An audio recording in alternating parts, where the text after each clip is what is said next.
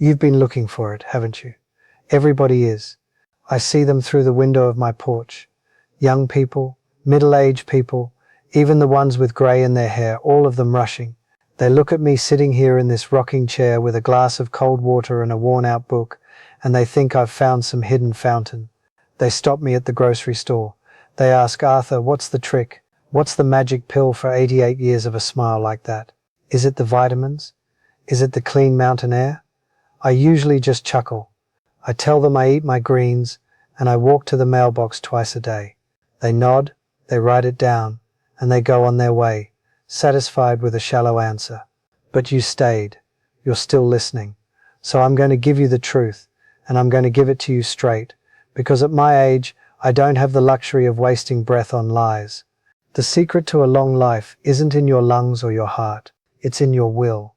It took me nearly 9 decades of breaking, bleeding, and burying the things I loved to realize one simple, terrifying, beautiful thing. Happiness is not a reward. It is a decision. It is a radical, stubborn act of defiance against a world that is constantly trying to tear you down. Most people spend their entire lives waiting. They wait for the when I get the promotion, when I find the one, when the kids are grown, when the mortgage is paid. They treat happiness like a destination on a map, thinking if they just drive fast enough and long enough, they'll eventually see the city lights on the horizon. I'm here to tell you there is no city. There is only the road. And if you can't find a way to dance in the driver's seat while the engine is smoking and the rain is pouring down, you're never going to be happy. Not ever. Before you think I'm just some lucky old man who coasted through life on a cloud of good fortune, let's talk about the scars. I grew up in the dust. My father was a man of few words and even fewer dollars. We lived in a shack in Oklahoma during the years when the sky itself turned black with dirt. I remember being 6 years old, wearing a mask made of a wet rag just so I could breathe while I helped him bury livestock that had choked on the dust. I learned early that the world doesn't owe you a drop of water. I went to work in the shipyards when I was barely a teenager, hauling steel until my shoulders felt like they were being crushed by the weight of the world. My hands are mapped with scars from slips of the blade and heat from the torch. And then there was Elena. If you want to know about pain, you have to know about love. Elena was the kind of woman who could make a dark room feel like high noon just by walking into it. We had 12 years of building a life, of whispering dreams into the dark, of holding each other through the lean months. In the autumn of 1964, she complained of a headache, just a headache. 3 days later, I was standing in a hospital hallway, smelling of floor wax and grief, while a doctor told me a blood clot had taken her. She was 32. I was 34, left with a house that felt like a tomb and a 3-year-old son who kept asking why mummy wouldn't wake up for breakfast. Don't talk to me about hard times. I have walked through the fire. I have sat in the ashes until they became part of my skin. For a long time after Elena died, I wasn't just sad. I was poisonous. I hated the sun for shining. I hated my neighbors for laughing. I hated the very air in my lungs because she wasn't breathing it. I became a man of stone. I worked. I came home. I drank bitter coffee, and I snapped at anyone who tried to show me kindness. I thought my anger was a shield. I thought if I stayed miserable, I was somehow being loyal to her memory. I thought that by refusing to be happy, I was proving how much I had lost. One night, my son David, he was about 5, was trying to show me a drawing he'd made, a picture of a boat. I was tired and bitter, and I told him to go away and leave me in peace. He didn't move. He just stood there clutching that piece of paper and asked me, "Daddy, are you mad at me because Mummy left?" It hit me like a lightning bolt to the chest. I saw the fear in his eyes, fear of his own father, and I realized I was killing the only piece of her I had left. I was so busy mourning the dead that I was neglecting the living. That night, I splashed cold water on my face and made a vow. I told myself, "Arthur, you can be a victim of your life, or you can be the architect of what's left of it, but you cannot be both." I decided to choose joy, not because the pain was gone. It wasn't. The pain became a permanent resident, but joy became the landlord.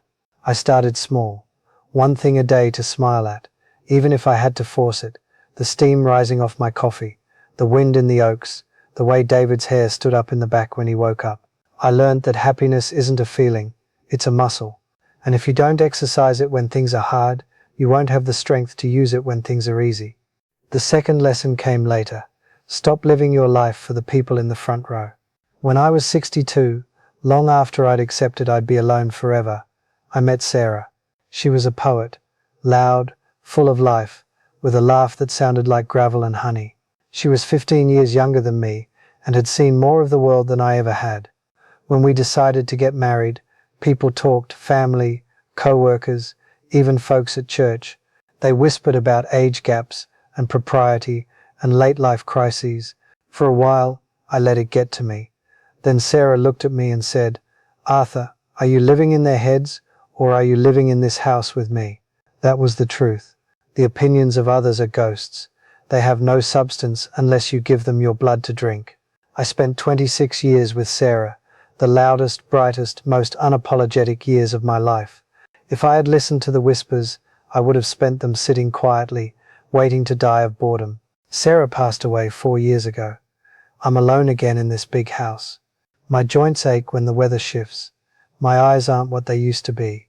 By all accounts, I should be miserable. But I'm not. Every morning I wake up and say thank you. Not for a perfect life, but for the chance to try again. For one more day to notice how the light hits the floorboards. For one more conversation with my grandson. For the taste of a crisp apple. People ask how I can be happy after losing so much, and I tell them it's because I have lost so much. When you lose everything, what remains becomes miraculous. Air in your lungs is a miracle. A roof over your head is a miracle. A memory of someone who loved you decades ago is a treasure no thief can touch. The secret everyone is searching for is simple. Gratitude for the mundane. We chase the big highs, weddings, promotions, money, but life is lived in the quiet hours between lunch and dinner, in an ordinary Tuesday morning. If you can't find peace in a cup of tea, you won't find it in a mansion. If you can't find joy in a stranger's smile, you won't find it in a million followers. Happiness is a choice you make when you wake up, and it's a choice you keep making all day long. Feel the pain when it comes. Don't run from it, but choose what you're going to build with the pieces. I'm 88 years old. I don't know how many sunsets I have left. Maybe 1,000, maybe one. And that's okay, because I'm not waiting for the end. I'm living in the middle. So stop waiting. Stop waiting for the perfect person, the perfect timing, the perfect world. It's always going to be messy and unfair. Choose joy now, right in the middle of it. Look around you and find 3 tiny things that don't suck. Start there. Build the muscle. Life is a flickering candle in a cold wind. You can worry about when it will go out, or you can use the light while it's still burning. I chose the light, and the view from here is magnificent. Choose joy, my friend, while you still have the breath to make the choice.